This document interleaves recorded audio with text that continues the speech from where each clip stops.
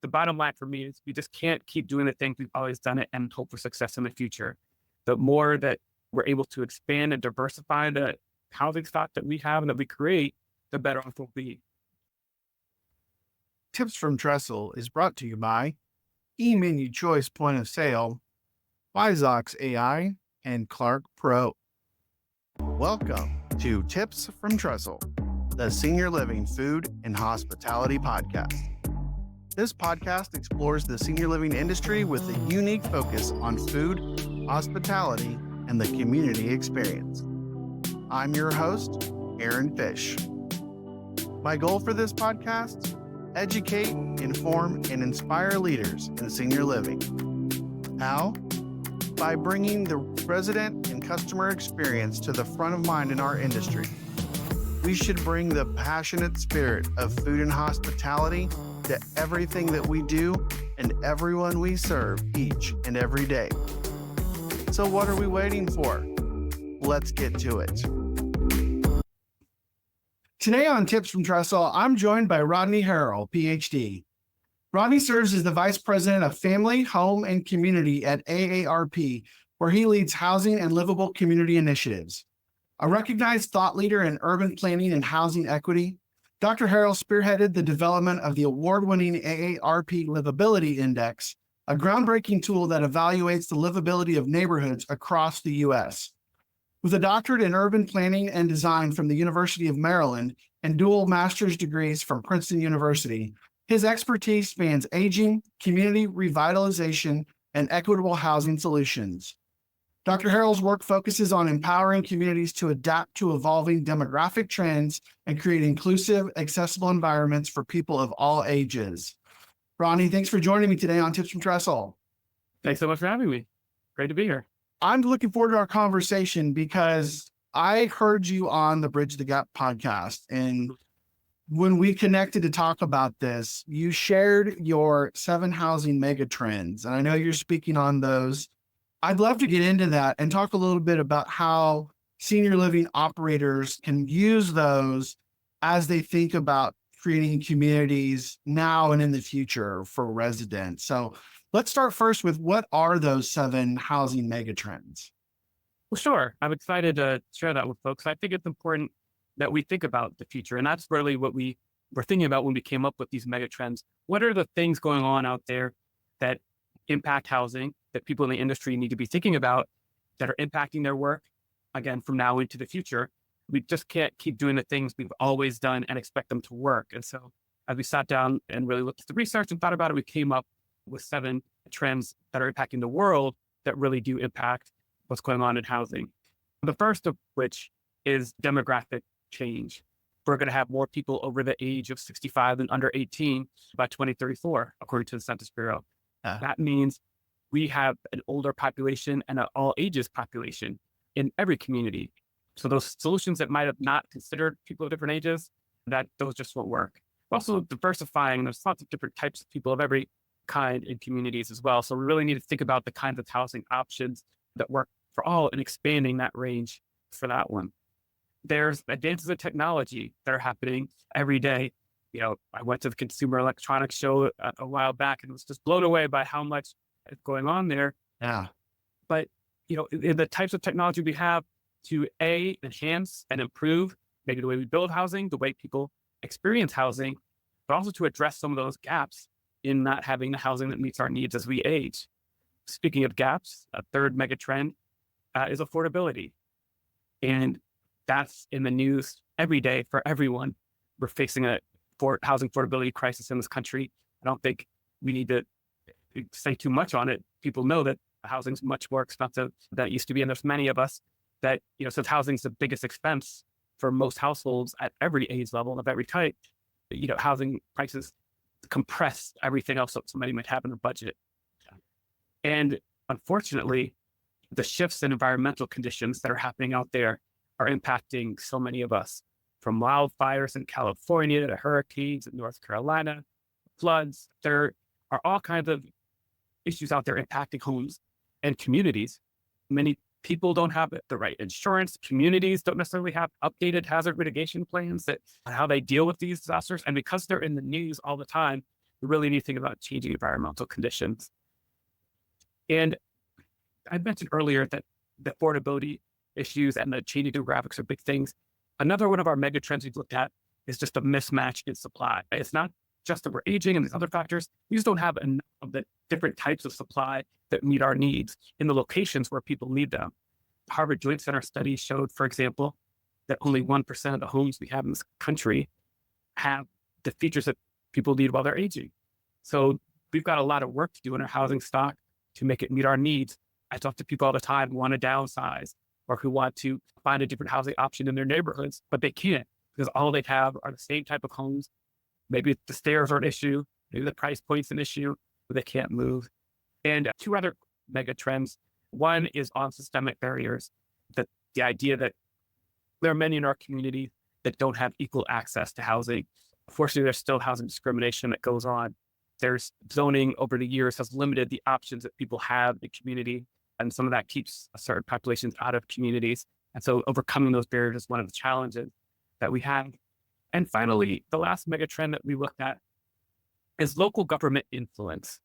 The fact that, with all of the conversation about things at the national level, national politics being what they are, most of the influence that we have, most of the power on making changes to our housing stock or allowing certain types of housing or making it easier to build certain types of housing, most of those things happen at the local level, which means that we really need to influence those things at that level if we're really going to have change. So as we looked across, these are the mega trends that really stuck out to us. These are things going on that everyone who's involved in housing should be paying attention to. Yeah, there's so much there to unpack. And so when I think about the listeners that I have here that are thinking about senior housing and the options that are available there, there's some key mega trends I definitely wanted to dive into with you. And the first one is the demographics, right? One of the biggest topics of conversations in the last few years in senior living is around the shifting demographics. And so I'd love to get your insights on how operators can leverage these demographics around the aging population and the more diverse household compositions that we have and you see to create better housing solutions inside of the neighborhood communities we have. Yeah, that's a great question. And it's a big one. I mean, if you think about the fact that for 400 years in this country, we've had more children than older adults, and that's shifting. So, Yeah. that change alone shows how we're going to have to think differently into the future. And one of the things that I've noticed when talking to senior living operators is how much of a single model mindset doesn't work. Yeah. And so perhaps we're building an active adult community and we're trying to target this particular demographic, but those folks are aging. And so, 10 or 15 years later, you have trouble marketing that community to that next group of folks. And so to me, it's two things. One, it's the tastes that are changing and evolving and paying attention to that. And knowing that the biggest thing for me is that today's older adult wants more variety and more options, wants to be connected. It's not just a monolithic kind of group of older adults. And the second is that even senior living operators, I talk to all different types of folks in the housing industry, but it has stopped amazing me that even senior living operators don't necessarily all think about the future of their customers in the way that maybe they should. That today's active adult is maybe tomorrow's active adult, but then the day after that, they might have different needs. And so are we building communities that grow with people, that evolve with people as well? And so again, to me, it's about meeting people where they are. And that's the crucial piece of this. And knowing that the population that we're talking to is just much more complex than ever.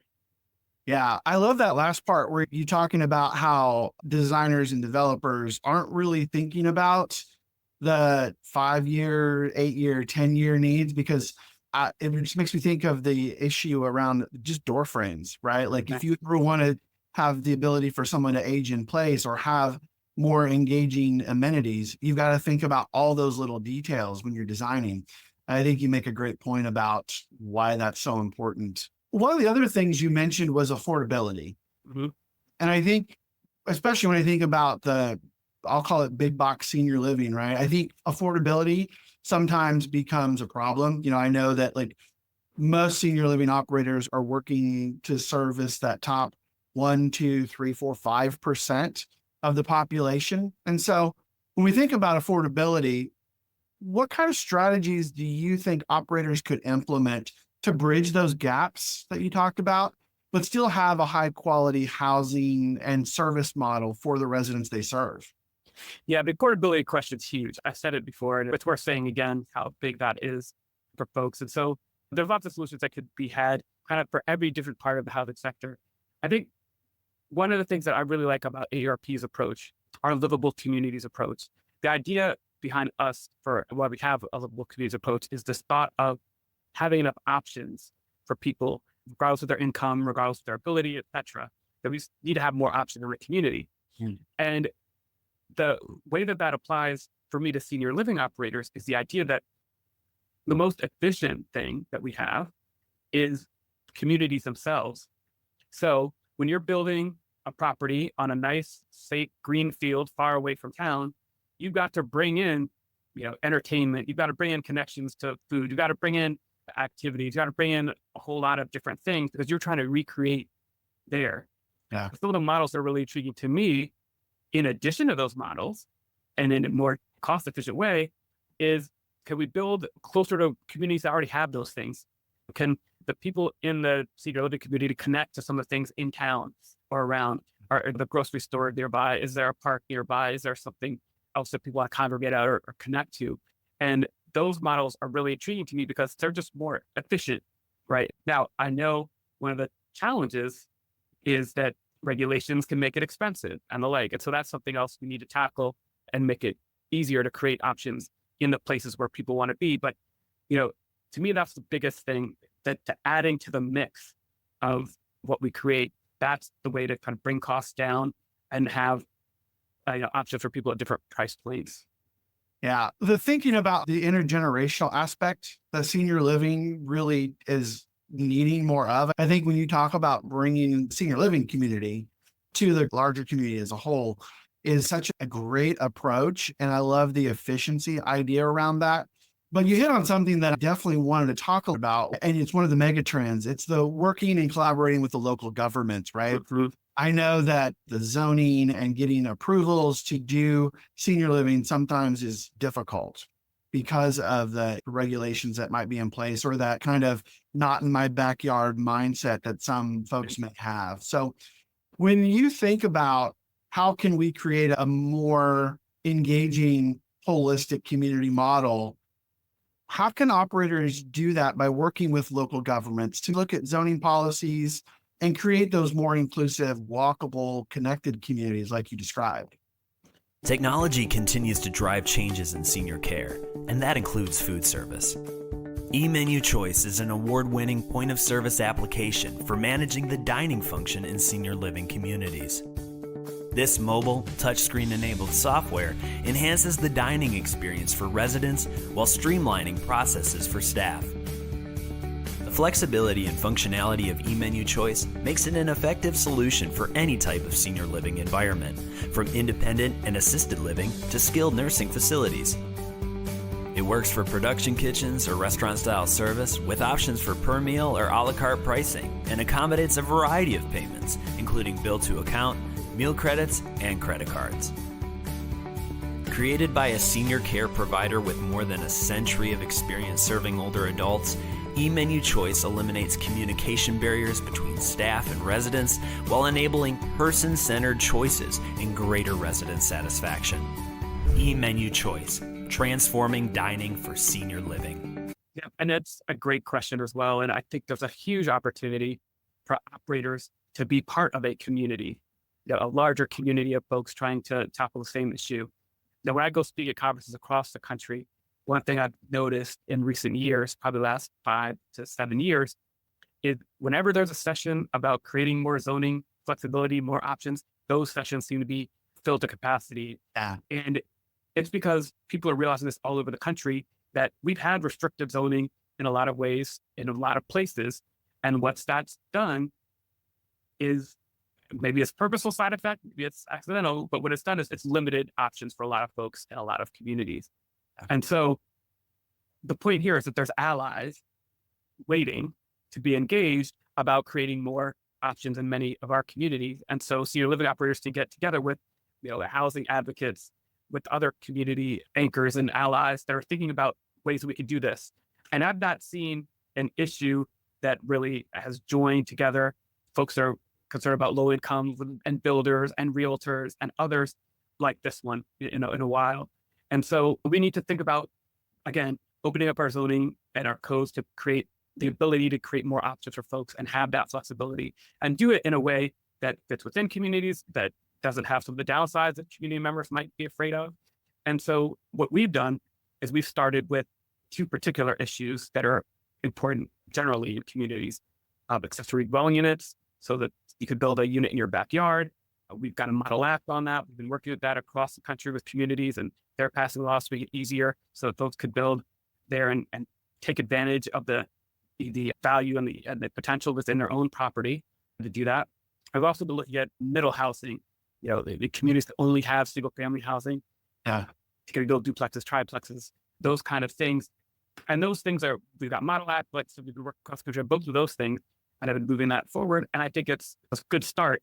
But this conversation about creating flexibility needs to grow even further. And so I think that I would love to see senior living operators be a part of a bigger conversation about how do you bring more flexible zoning in that allows different forms of housing. Maybe it's co-housing, maybe it's small nursing homes, maybe it's smaller communities that are standalone communities.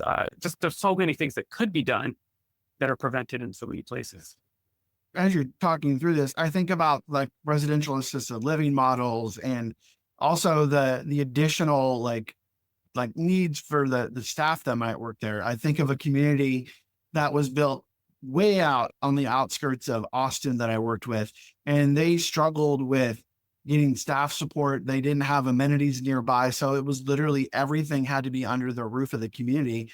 And it made the experience for residents much, much harder. And so I think a lot of the things you're talking about with how working more with those local governments and figuring out how to make it more inclusive and be a part of that bigger community definitely is something we have to think about. And so, yeah. And actually, let me follow up on that, if I may, for a second, because you've got not only the things you mentioned, they want to have people connected, and then it is easier for workers to get there if there's transportation connections and options, if these communities are built near places.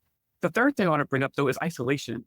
That social isolation is huge. And when I did a study on this a few years ago, it was shocking to me to find out, A, how isolated folks felt in many of these communities, but then B, when I went and visited a community that were connected to transit and were easy to get to, you could see people's family members visiting them more. Those folks were more engaged. And so that opened up a third kind of door to me, a third reason why we need to think about connection to communities. It's just, there's so many benefits. And frankly, not doing it, I don't think we count all of those negatives as well, frankly. yeah, no, the social isolation piece is, I'm glad you brought that up, because that's one of the things that in some of the work I do, I think about with, especially like food and dining and the resident engagement pieces. Like that's the main goal of what we do is we want to bring those residents together, but having 60 residents, 80 residents under one roof is not the same as having all of the people from the surrounding community engaging. And so what you're saying absolutely, I think, hits the nail on the head for me. It also makes me think a little bit more about the holistic community. I kind of briefly mentioned it earlier, but when you think about things beyond housing, what kind of elements, and you maybe have hit on some of them already, but what kind of things outside of this strict housing should operators think about and focus on when you think about like transportation and engagement? How can they bring the outside community in, and how can they get their community more engaged outside? What have you found in that area? Yeah, lots of good questions there. First, I want to make sure that everybody's aware of the AARP Livability Index. Now, we created this almost 10 years ago, and it measures every community across the country across 61 different indicators. So you can type in any address, whether it's of your community or some other potential location or anything, and know the kinds of elements that we think in our technical advisory committee came together. So these are kind of things that people need to thrive in a community at any age. I'll just list a few of them.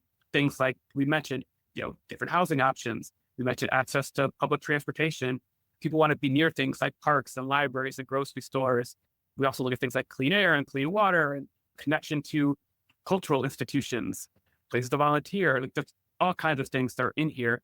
But the idea to me, again, is that a community that has the options that people need to not only where to live, how to get around, but how to be engaged in their community, those are the things that really help people thrive. And so, the degree to which we can build more options of whatever kind in places that have higher livability, that means the better off folks will be. So that's really important to think about.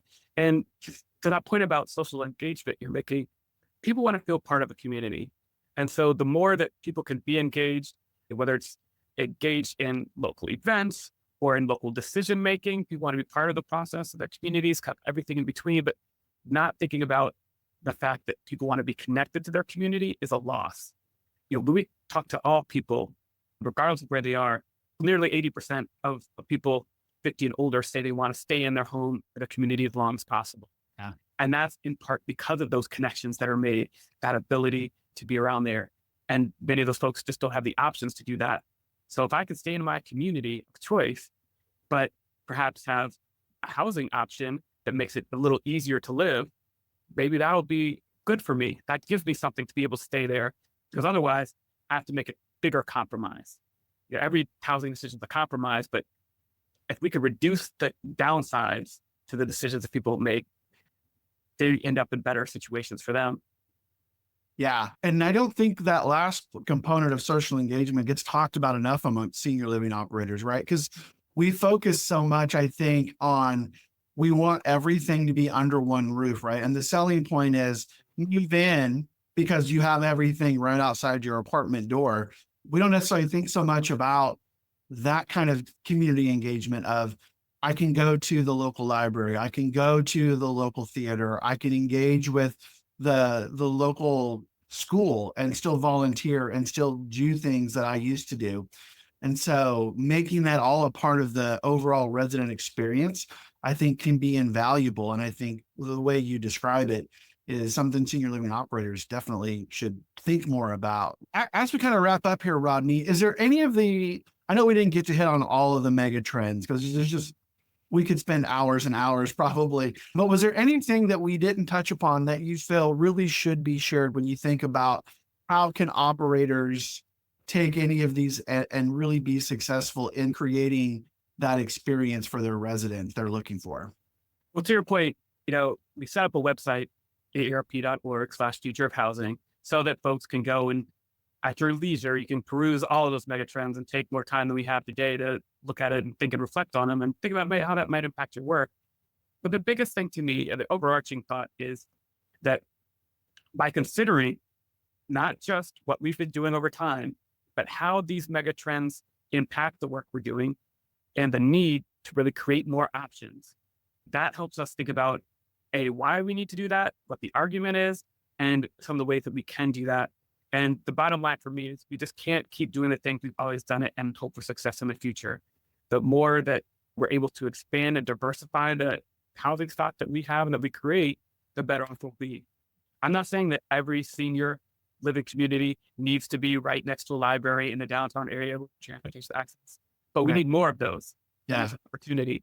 And so again, expanding those options will help us get to the point we need. And frankly, if the industry is going to survive into the future, it needs to change with the people and with the needs that are being had. I've talked to way too many folks who are operators who are struggling and trying to figure out, well, why is this community not surviving, not thriving as it was in the past? And I keep thinking about, well, we need to think about these new approaches into the future. You can't just stay in the same place while the world moves around you. Yeah, that's a great way to leave it. So if listeners want to learn more, if they want to connect with you or just get more engaged with the AARP livability, where can they go to find that information? Sure. Well, there's aarp.org/future of housing for the website here, or aarp.org/home and community is a website we've set up with all of AARP housing work that might be helpful to you. And folks can connect with me on X at Dr. Urban Policy. Dr. Urban Policy is my handle there. Perfect. Well, Rodney, this was such a great conversation. And like I said, we could have spent hours and hours because I'm just fascinated with this idea of community. And so Thank you so much for taking a little part of your day to talk to the listeners about all of this. And thanks for joining me on Tips from Trestle. Thanks so much for having me. It's a great conversation. So there it is, everybody. Another one in the books. Thanks again for tuning in. Please follow, like, and subscribe on YouTube, Spotify, Apple, or wherever you get your podcasts. And be sure to follow us on social media at Tips from Trestle. You can also learn more about the work I do by following me on LinkedIn, Twitter, Instagram, and even TikTok. And be sure to check out Trestle Hospitality Concepts at www.trestlehospitalityconcepts.com.